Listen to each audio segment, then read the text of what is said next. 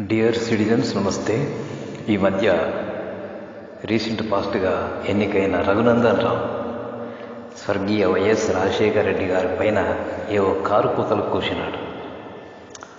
అయ్యా రఘునందన్, పుట్టిన ప్రతి జీవి మరణించక మారడు. పుట్టిన ప్రతి జీవి, ఈవెన్ నువ్వు కూడా చస్తావు ఒక దినాన. ఇప్పుడు నేను కొన్ని ప్రశ్నలు అడుగుతున్నా, నీకు సమాధానం చెప్పు జర. జిందాల్ అనే ఇండస్ట్రియలిస్టు హెలికాప్టర్ క్రాష్లో చనిపోయిండు.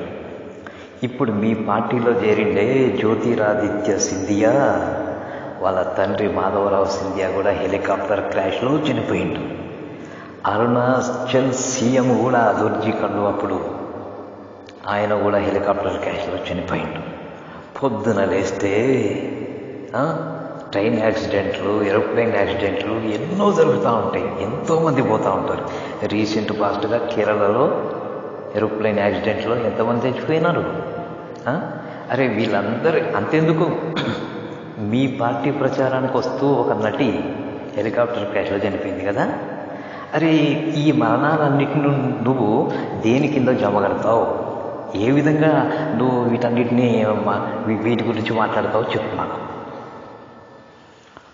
ఒక మనిషి ఇట్లనే జావాలి లేకపోతే అట్లా జావాలి అనే ఏమైనా రూల్ ఉన్నదా?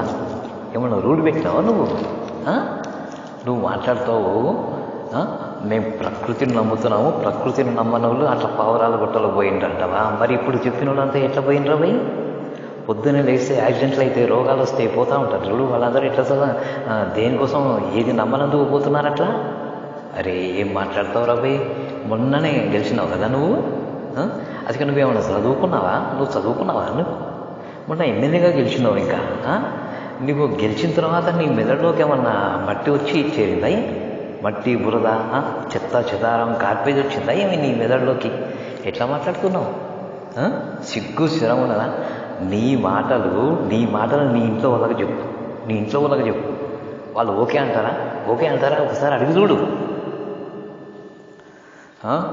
11 సంవత్సరాలైంది రాజశేఖర్ రెడ్డి గారు పరమపదించి. ఎంతోమంది చనిపోతున్నారు ఆ విధంగానే, వివిధ రకాల యాక్సిడెంట్స్లో. ఆయన మరణాన్ని తట్టుకోలేక 600 పైగా మరి 600 మంది చనిపోయినారు. అలాంటి వ్యక్తి మరణాన్ని పట్టుకొని నువ్వు కారు కూతలు వస్తావా? ఇంతకీ నువ్వు ఎట్లా చచ్చిపోతావో అది చెప్పురా పోయి నాకు.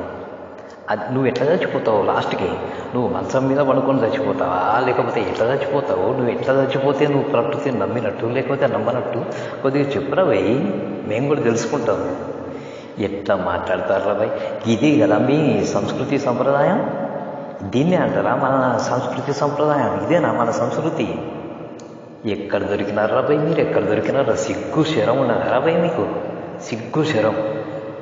ఇట్లాంటి విధవలను ఉన్నందుకు అసలు ఇట్లానే మీ దుబ్బాక ప్రజలైతే పశ్చాత్తాపం పొందుతారు. అరే ఏం మాట్లాడుతున్నారు భయ్ వీడు అని.